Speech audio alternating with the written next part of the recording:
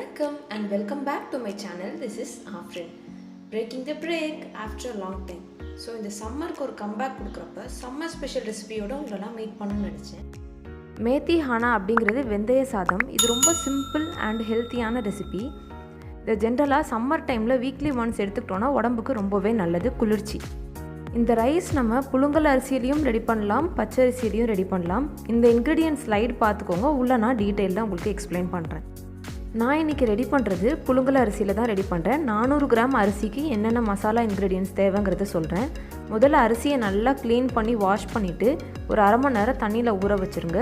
ஒரு கை நிறைய புதினா இலை எடுத்துக்கிறேன். மல்லி இலை கொஞ்சம் எடுத்து அதை நல்லா வெட்டி வச்சுக்கோங்க. 2 பச்சை மிளகாய் காரத்துக்கு எடுத்துகிட்டு கீறிக்கோங்க. அரைக்கிறதுக்கு தேவையான இன்க்ரீடியன்ட்ஸ் 6-7 சின்ன வெங்காயம், 6-7 பல்லு பூடு, 1 இன்ச்சு இஞ்சி எடுத்துக்கோங்க. ஸோ வெங்காயம் சின்னதாக இருக்கிறதுனால நான் கொஞ்சம் நிறைய எடுத்திருக்கேன். ஃப்ரை பண்ணுறதுக்கு தேவையானது பெரிய வெங்காயம் மீடியம் சைஸில் 3 எடுத்து நல்லா சாப் பண்ணிக்கோங்க. மீடியம் சைஸ் தக்காளி 4 எடுத்து அதையும் நல்லா சின்ன சின்னதாக நறுக்கி எடுத்து வச்சுக்கோங்க. மஞ்சப்பொடி 1/2 teaspoon, garam masala 1/2 teaspoon.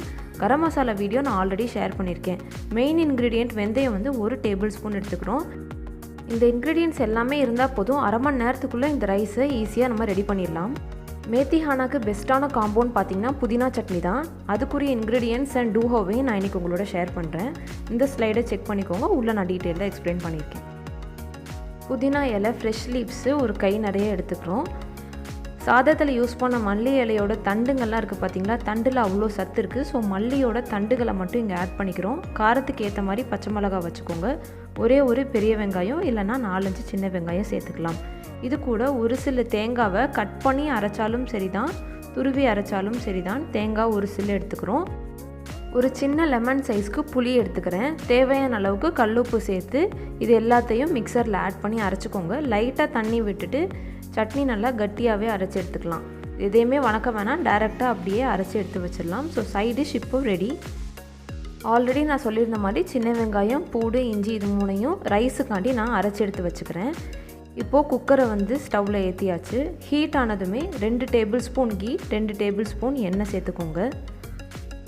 Rice கூட்ட அதுக்கேற்ற மாதிரி இந்த அளவையும் இன்க்ரீஸ் பண்ணிக்கணும். நான் 400 கிராம்ஸ்க்கு எவ்வளோன்னு தான் சொல்லியிருக்கேன்.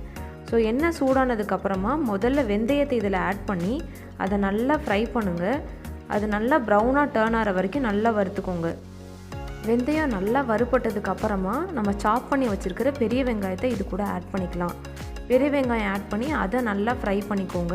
நல்லா அது ரெட்டிஷாக டர்ன் ஆகிற வரைக்கும் ஃப்ரை பண்ணிக்கோங்க. வெங்காயம் நல்லா வதங்கினதுக்கப்புறமா நம்ம அரைச்சி வச்சுருக்கிற இஞ்சி, பூடு, சின்ன வெங்காய பேஸ்ட்டை இது கூட ஆட் பண்ணிக்கிறோம். பேஸ்ட் நல்லா ஆட் பண்ணிவிட்டு அதோட ரா ஸ்மெல் போகிற வரைக்கும் வதக்கணும். ஸோ அப்போவே நம்ம மஞ்சப்பொடி, கரம் மசாலாவையும் இது கூட சேர்த்துக்கிறோம். நல்லா ஃப்ரை பண்ணுங்கள், பச்சை ஸ்மெல்லு போகணும். ஸோ இதோட மல்லி இலை, பச்சை மிளகா, புதினா இலை எல்லாத்தையுமே சேர்த்துக்கிறோம்.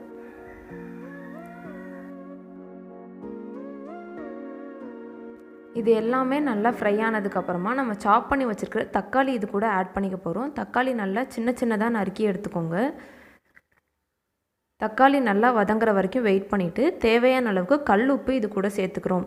கல் உப்பு தான் உடம்புக்கு நல்லது பொடி உப்பை விட. So always prefer rock salt. தக்காளியை அரைச்சி கூட ஆட் பண்ணலாம், பட் கலர் சேஞ்ச் ஆகும், அதனால் நான் கட் பண்ணி அப்படியே ஆட் பண்ணியிருக்கேன். அடுத்து ரைஸ் சேர்க்க போகிறோம். தண்ணியை நல்லா தனியாக வடித்து எடுத்து வச்சுட்டு ரைஸ் ஆட் பண்ணிக்கிறேன். 1 கிளாஸ் ரைஸுக்கு 2.5 கிளாஸ் தண்ணி அப்படிங்கிறது புழுங்கல் அரிசிக்கான அளவு. பச்சரிசியாக இருந்தால் 1 கிளாஸ் ரைஸுக்கு 2 கிளாஸ் தண்ணின்னு அளவு எடுத்துக்கோங்க. ரைஸ் ஊற வச்சுருந்த தண்ணியும் நல்ல வாட்டர் தான் இல்லையா, அதுலேயும் எல்லா சத்தும் இருக்குது. ஸோ அந்த தண்ணியையும் அளவெடுக்கிறப்ப ஆட் பண்ணிக்கோங்க. பச்சரிசியில் ப்ரிப்பேர் பண்ணோன்னா இதுக்கு மேத்தி பிரியாணின்னு கூட ரீநேம் பண்ணிக்கலாங்க. இப்போ குக்கரை நல்லா க்ளோஸ் பண்ணிவிட்டு வெயிட் ஆட் பண்ணிடுங்க.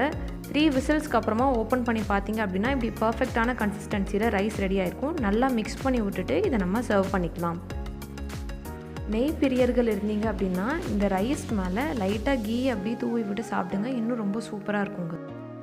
இந்த வீடியோ உங்களுக்கு பிடிச்சிருந்தா உங்கள் ஃப்ரெண்ட்ஸ் அண்ட் ஃபேமிலியோட கண்டிப்பாக ஷேர் பண்ணுங்கள். ஃபர்ஸ்ட் டைம் நம்மளோட சேனல் பார்க்குறீங்க அப்படின்னா சப்ஸ்கிரைப் பண்ண மறந்துடாதீங்க.